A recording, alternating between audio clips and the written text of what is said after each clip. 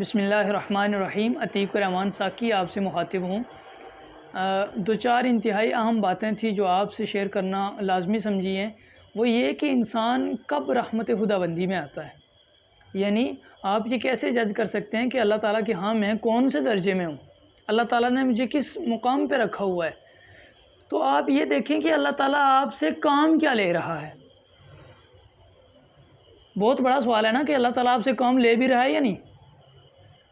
اگر اللہ تعالیٰ آپ سے کام لے نہیں رہا تو آپ سمجھ لیں کہ اللہ تعالیٰ نے آپ کا انتخاب کسی بڑی منزل کے لیے نہیں کیا۔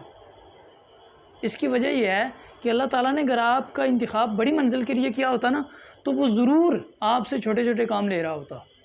اور اس کی وجہ یہ ہے کہ اللہ تعالیٰ چھوٹے چھوٹے کام دے کر انسان کو پریپیئر کرتا ہے، انسان کو تیار کرتا ہے کہ یہ کہیں چھٹی یا ساتویں سیڑھی سے جا کے نہ گرے، یہ سٹیپ بائی سٹیپ اس مقام تک پہنچے اور یہ سب کچھ سیکھ کے وہاں تک جائے کہ مجھے کب کب کہاں کہاں مار پڑنی ہے اور میں سب کچھ سیکھ کے وہاں پہ پہنچوں۔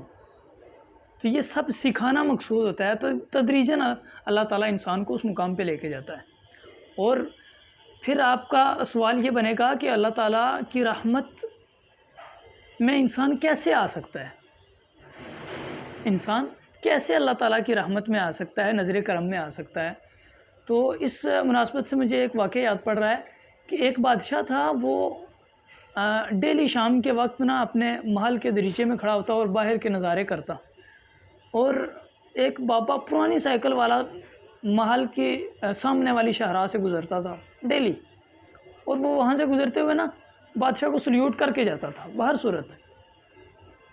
تو بادشاہ تھا، وہ اتنی اہمیت نہ دی اس نے کبھی، اور سلام کا جواب بھی نہ دیا، اپنے معاملات میں لگا رہا۔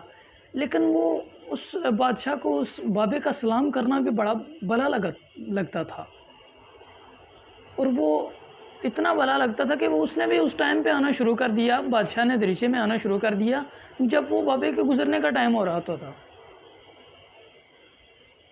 تو اس دن اس بابے کی خوشی کی انتہا نہ رہی جب بادشاہ نے اس کے سلام کا جواب دیا۔ تو بات یہ سمجھ آئی کہ ہمارا کام بھی یہ ہے کہ اس پرانی سائیکل کی صورت میں اپنے جذبات، اپنے خلوص اور اپنی نیتوں کو لے کے بارگاہ خداوندی میں جاتے رہے، حاضری دیتے رہیں، دستک دیتے رہیں، کبھی نہ کبھی دروازہ کھلے گا اور اللہ تعالیٰ آپ پہ نظر عنایت فرمائے گا۔ اور یہی وہ نظر عنایت تھی جس نے قائد اعظم کو، محمد علی جناح کو قائد اعظم بنایا، قوم کا بانی بنایا، قائد بنایا، اور چھوٹا قائد نہیں بڑا قائد بنایا، قائد اعظم بنایا۔ اور علامہ اقبال کو شاعر مشرق، دنیا جانتی ہے شاعر مشرق کو، کیا تھا؟ جذبہ تھا، خلوص تھا، نیت میں وہ تاثیر تھی، اثر تھا، وہ جوش تھا کہ اللہ تعالیٰ نے وہ مقام دیا ہے۔ اور یاد رکھیں کہ بڑی منزلوں کی توفیق انہی لوگوں کو ملتی ہے جو بار بار بارگاہ خداوندی میں حاضر ہوتے ہیں، اور جو بندہ یہ کام کرتا ہی نہیں ہے اس کو کیسے یہ منزل مل سکتی ہے، وہ کیسے اس منزل کے لیے منتخب ہو سکتا ہے۔ اپنی زندگی میں چھوٹے چھوٹے کام ہی کرنا شروع کر دیں، لیکن شرط اس کے لیے پتہ کیا ہے؟ خلوص نیت۔ آپ کی نیت اچھی ہونی چاہیے۔ آپ چاہے رستوں سے کانٹے اٹھانا شروع کر دیں، چھوٹے چھوٹے پتھر اٹھانا شروع کر دیں، لیکن شرط یہ ہے کہ خلوص ہونا چاہیے، اللہ تعالیٰ کی رضا کے لیے ہونی چاہیے۔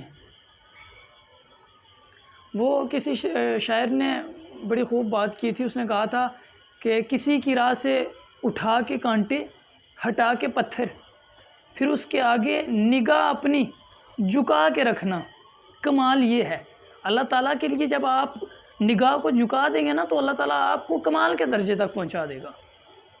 تو میری یہ باتیں تھیں، چند باتیں تھیں جو آپ سے کرنا لازمی سمجھیے۔ اپنا خیال رکھیے گا۔ السلام علیکم ورحمۃ اللہ وبرکاتہ۔